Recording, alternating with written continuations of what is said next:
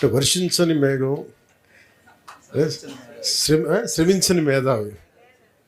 అంటే శ్రమించని మేధావిని నేను అనుకున్నాను. ఏంటి మేధావి శ్రమించినట్టు ఏంటంటే, ఒక మేధస్సు ఉండి కూడా నువ్వేమీ చేయలేకపోతే నిష్ప్రయోజనం కదా. వర్షం నీళ్లు నింపుకొని కురవకపోతే ఒక చిన్న చినుకు కురవకపోతే ప్రయోజనం ఉంది వర్షానికి. అలాగే మనందరం ఇంతమంది ఉండి మనం ఏ ధైర్యం లేకుండా ఏ మార్పు లేకుండా తీసుకొస్తే మనం ఇంతమంది కలిసి ప్రయోజనం ఏంటి. అది ఈ రోజున 10,000 మందికి మనం పదోన్నతులు ఇచ్చామంటే, ప్రమోషన్స్ ఇచ్చామంటే ఇది కొత్తగా మనం చేసింది కాదు. చాలామంది బ్లాక్స్ పెట్టేశారు. బతకాలు కావచ్చు, 40,000 రూపాయలు నుంచి 5 లక్షల దాకా వసూలు చేస్తారని నాకు తెలియదు. అది అంటే నేను ఒక ప్రభుత్వ ఉద్యోగ కొడుకుని, మన నాన్న ఎంత సఫర్ అయ్యాడో నాకు తెలుసు. నాకు అది ఊహించుకుంటే ఒక కానిస్టేబుల్ నుంచి ప్రారంభమై ఆయన అడిషనల్ సూపరింటెండెంట్గా రిటైర్డ్ అయ్యాను. సో మా ఇంట్లో మా నాన్న నాకు నేను పుట్టేటప్పటికి మా నాన్న హెడ్ కానిస్టేబుల్ అనుకుంటా. సో హెడ్ కానిస్టేబుల్ నుంచి ఆయన ఎస్ఐ అవ్వడానికి మా ఇంట్లో చాలా మాటలు ఉండే, నాన్నకి ఎప్పుడు ప్రమోషన్ వస్తుంది. అలాగే ఆయన ఎస్ఐ నుంచి మెయిన్ ప్రిన్సిపల్ ఎస్ఐ అవ్వడానికి ఎంత, ఆ తర్వాత సిఐ. ఇది నాకు ఒక ప్రభుత్వ ఉద్యోగి ఇంట్లో ప్రమోషన్ కోసం ఎంత వెంపర్లాడతారు, ఎంత తహతలాడతారు నాకు బాగా తెలుసు. అంటే ఒక ప్రభుత్వ ఉద్యోగి కొడుకును కాబట్టి నేను ఆ కష్టాన్ని అర్థం చేసుకున్నాను. నేను కొంచెం ఇద్దరు కూర్చోకూడదని కొంచెం వెనకాల ఉండాలి, కొంచెం ఇబ్బంది అవుతుంది. అంటే ఇది అంటే చాలా ఆనందం అనిపించింది. ఇప్పుడు నేను నా కూతురు పుట్టినప్పుడు నేను ఇదే పొజిషన్లో అంటే పెళ్ళి అయ్యేటప్పుడు కూడా ఇదేనా అంటే, అవి చూసే వాళ్ళకి పెద్ద కాకపోవచ్చు, బయట ఉద్యోగులు కాని వాళ్ళకి ఏముందిలే అనిపించవచ్చు. కానీ ఒక ఉద్యోగికి ఆ చిన్న ఆ ప్రమోషన్ ఎంత కీలకమో ఒక ఉద్యోగ కొడుకుగా నాకు తెలుసు. అది ఎంత ఆనందం ఉండేదో మాకు తెలుసు. మా ఇళ్ళల్లో అదొక పండగ వాతావరణం ఉంటుంది.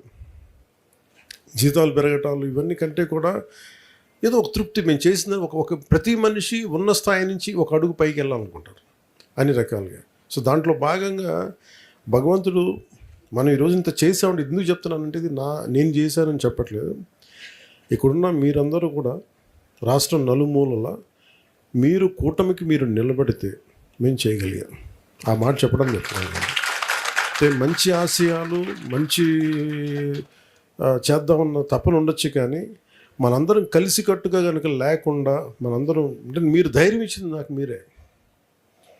ప్రణీతి గారు నాకు కూర్చోబెట్టి ఎవరినో ఒకళ్ళని మా ఆయనకి మదనపల్లి నుంచి పట్టుకొస్తూనే ఉండాలి. వీళ్ళు నిలబడతారు, మీరు అని. కొట్టేసాయి లాంటి వ్యక్తి పాపం చాలా ప్రత్యేక పరిస్థితుల్లో నిలబడ్డాడు. అలా ఇక్కడున్న ప్రతి ఒక్కరు ఆశయంలో ప్రతి ఒక్కరు ఒక్కొక్కరి దగ్గర ఒక్కొక్క కథ ఉంది. ఆయన ఎడ్యుకేషన్ ఇన్స్టిట్యూట్ ఇబ్బంది అయితే ఆయన కూర్చోబెట్టి ఆయన బయటకు వచ్చి నిలబడింది. అంటే ప్రతి ఒక్కళ్ళు ఒక ఎక్సెప్షనల్ రిస్క్ వాళ్ళదైన జీవితాల నుంచి, మన దినేష్ దగ్గర ప్రతి ఒక్కళ్ళు కూడా వాళ్ళదైన జీవితాల నుంచి ప్రతిదీ ఒక రిస్క్ తీసుకుంటూనే వచ్చారు. అంటే రిస్క్ తీసుకోకుండా ఏది నడవదు, ఏది ముందుకు సాగించాలి. ఆ రిస్క్ మీరందరం తీసుకున్నందుకు, మనందరం కలిపి తీసుకున్నందుకు ఈ రోజున మురళి గారు కూడా చెప్పిన, మనకు ఊళ్ళల్లో రోడ్లు పడుతున్నాయో లేదంటే మనం కూర్చోబెట్టి బెంచ్ కార్లు కూడా వస్తున్నాయో కావు, ఇదివరకు రాని బెంచ్ కార్లు కూడా వస్తున్నాయని చెప్పడానికి ఇది మనందరం కలిసికట్టుగా నిలబడుతుంది దీంట్లో. అలాగే ఇందాక లా అండ్ ఆర్డర్ గురించి మాట్లాడుతున్నాం, ఇందాక ఎస్పీ గారితో, కలెక్టర్ గారితో, అలాగే గంజాయి సాగు గురించి అయితే మాట్లాడుతూ ఉంటే, ఇది బెల్ట్ షాపుల గురించి ఒకటి ఉంది, అవన్నీ మాట్లాడుతూ ఉన్నాం. ఇది కొంత సమాజం ఇప్పుడు క్రిమినల్స్ 10 మంది అయితే పర్లేదు, మనం హ్యాండిల్ చేయగలం. క్రిమినల్ టెండెన్సీస్ కానీ డబ్బుల కోసం ఇప్పుడు బెల్ట్ షాపులు ప్రతి ఒక్కరు మనం ఎంకరేజ్ చేస్తే, అది సొసైటీ సమాజంలో అంతర్భాగం అయిపోతే మటుకు దాన్ని విడదీయడం చాలా కష్టం అయిపోతుంది, ఇంకా అది క్యాన్సరస్ అయిపోతుంది. సో అవన్నీ ఏదో మాట్లాడుకుంటూ ఉన్నాం. అంటే మనకు కూడా ప్రభుత్వం మనం వచ్చింది, దాంతోపాటు సామాజిక బాధ్యత మనకు చాలా ఉంది మనందరికీ. ఈరోజు మీ అందరినీ కూడా నేను కోరుకుంటుంది, పదవి అనేది నేను హరిప్రసాద్ గారు తెలుసు, 2008లో ఈయన మురళి గారు విద్యార్థి దశలో మన తిరుపతి యూనివర్సిటీ విద్యార్థిగా ఉన్నప్పుడు వీళ్ళిద్దరు కలిసి పిఆర్పి కోసం నిలబడిన వాళ్ళు ఇద్దరు రావాలని కోరుకుంది. అంటే ఇలాంటి ప్రతి ఒక్కళ్ళకి కూడా ఒక బ్యాక్గ్రౌండ్ ఉంటుంది వాళ్ళకి. అంటే ఆ రోజు నుంచి ఒకటే ఏం కోరుకున్నాం అంటే, ఒక మార్పు రావాలి. ఆ మార్పు ఎలా ఉంటుందంటే, మన సమాజంలో ఏముంటుందని ఒక గొంతు లేని వాళ్ళకి మన గొంతు అవ్వాలి. బలం లేని వాళ్ళకి మనం గలం అవ్వాలి. సో దాంట్లో భాగంగా మనం ఇక్కడ దాకా తీసుకొచ్చాం. ఇది హరిప్రసాద్ గారు నేను చాలాసార్లు చూస్తుంటారు. ఆ రోజున మీరు ఉన్నారు కదా నా పక్కన. ఆ రోజు ఆవిర్భావ సభ జరుగుతున్నప్పుడు, ఆవిర్భావ సభ కాదు దాన్ని 2008లో పార్టీని స్థాపించి ఇక్కడ తిరుపతి గ్రౌండ్స్లో పెట్టినప్పుడు, వావిలాల గ్రౌండ్స్ నేను ఎక్కడ లేను. అంటే నేను ఇది ఎందుకు చెప్తున్నాను, కొంచెం నేను ఎందుకు చెప్తున్నానంటే, నేను గుర్తింపుకి నేను నోచుకోలేదు. ఎప్పుడు నేను జనం కోసం పనిచేయడానికి ఉన్నాను. నాకు పొజిషన్ వస్తా, గుర్తింపు వస్తా, నేను ఎప్పుడు నా ఆలోచన ఎప్పుడు ఉండదు. మన మురళి గారు చెప్పినట్టుగా మనం వర్షం తాలూకు గుణం చినుకు ఇవ్వడం, ఒక నాయకుడి తాలూకు లక్షణం నిస్సహాయాలకి అండగా నిలవడం. నా ఉద్దేశం అదే. దానివల్ల పదవి అనేది అది ఒక అలంకారం కాదు, బాధ్యత అది. సో ఈరోజు మనకి ఒక పంచాయతీరాజ్ వచ్చింది. కొంచెం నేను చేసిన చాలా క్లియర్ కట్గా చెప్పాను పేషీలో ఉన్న అధికారులందరికీ. అదృష్టవశాత్తు పేషీలో ఉన్న అధికారులు కూడా సమాజానికి ఏదైనా చేద్దామని తపన ఉన్నారు. అందరూ వాళ్ళు ఏదో చేద్దామని చెప్పి వాళ్ళు కూర్చోబెట్టి, సరే ఈ పనులు చేయొచ్చు, ఇలా చేయొచ్చు, ఇలా 10,000 మందికి మన ప్రమోషన్స్ రాకుండా ఉండిపోయినాయి. లేదంటే ఇలాంటి మినీ కలెక్టరేట్స్ ఉంటే ప్రజలు ఇందాక మురళి గారు చెప్పినట్టు 60,000 మంది, ఒక 70,000 మంది ఒక డిస్ట్రిక్ట్ కలెక్టరేట్కి ఎలా వెళ్తారు? దాని మీద ప్రతి డివిజన్లో ఉండాలి. అదైనా ఒక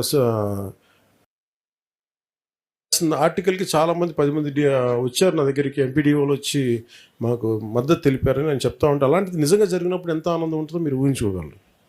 అంటే ఇవన్నీ ఎందుకు చేయగలుగుతున్నాం అంటే, మనం బాధ్యతగా ఉంటే ఏదన్నా సరే మనం చేసిన దానికి ప్రతిఫలం ఉంటుంది. పదవే దాన్ని పరమావధిగా మనం భావిస్తే మటుకు ఇవన్నీ రావు. సో నేను మిమ్మల్ని కోరుకుంటుంది, recognition is only by hard work. ఈరోజు మనల్ని ఇక్కడ నిలబెట్టారు ప్రజలు అంటే, నేను ఒకటి అనుకున్నాను, ప్రజలు మనకు ఎందుకు ఓటు వేయాలంటే, నువ్వు కష్టపడి పని చేయి. ఒక చిన్నపాటి ఉద్యోగం కావాలంటే మనకి ఇంత చదువుకోవాలి, ఇంత ఒక ఉత్తీర్ణత పరీక్ష ఉంటుంది. అలాగే ఇన్ని కోట్ల మందికి సంబంధించిన జీవితాన్ని ఒక రాజకీయ నాయకుడిగా ఇంతమంది ప్రజా సమూహం ఒప్పుకోవాలంటే, నువ్వు క్షేత్రంలో పని చేయకుండా, నిలబడకుండా ప్రజలు ఎలా తీర్పిస్తారు, ప్రజలు నేను ఎలాగా అందలం ఎక్కిస్తారు. అందలం ఎక్కడం మనకి బాధ్యత తప్ప అది మనకి అలంకారం కాదు. అందుకని మిమ్మల్ని కూడా నేను వేడుకుంటుందని చాలా పదే నేను ఏం చెప్తానంటే, 15 సంవత్సరాలు ఉండాలి. ఎందుకు కోరుకుంటానంటే కూటమి ప్రభుత్వాన్ని, ఈ రాష్ట్రానికి అంత స్టెబిలిటీ అవసరం, అంత సుస్థిరత అవసరం. జగన్మోహన్ గారు కూడా అది చెప్తా ఉన్నారు. ఇది మీరు జైలుకి వెళ్ళగానే నేను బెంగళూరు నుంచి మెసేజ్ ఇచ్చానని చెప్పడానికి ఏంటంటే, ఇది చాలా తప్పన పడుతున్నాం అందరం. రాష్ట్ర విభజన జరిగినప్పటి నుంచి మీరే చూడండి, అడ్డగోలుగా శేషాచలం అడవుల్ని నరికేస్తుంటే ఇప్పటికి మనకి దొరికిన సంపద చాలా 10% కూడా 10% దొరికింది. అది 1,000 కోట్లు ఉంది. ఈ 20 సంవత్సరాలు 15 సంవత్సరాల్లో ఎన్ని 1,000 కోట్లు వెళ్ళిపోయిందో మనకు తెలియదు. అలా ఎక్కడికక్కడ దీన్ని మనం కరెక్షన్ చేసుకోకుండా వెళ్ళిపోతే నెక్స్ట్ జనరేషన్కి మనం ఏమిస్తాం? సో మనందరి మీద సమిష్టి బాధ్యత. అది ముఖ్యంగా మీరు నన్ను నమ్మి వచ్చారు మీరు అందరూ. అంటే ఈ వ్యక్తి ఒక భావాన్ని మోస్తున్నాడని, ఆ భావం తాలూకు లక్ష్యం నాకు ఏంటంటే, నాకు ప్రజల్ని వారికి బలం ఇవ్వడం తప్ప, వారికి అండగా నిలబడటం తప్ప నాకు వేరే ఆలోచన లేదు నాకు.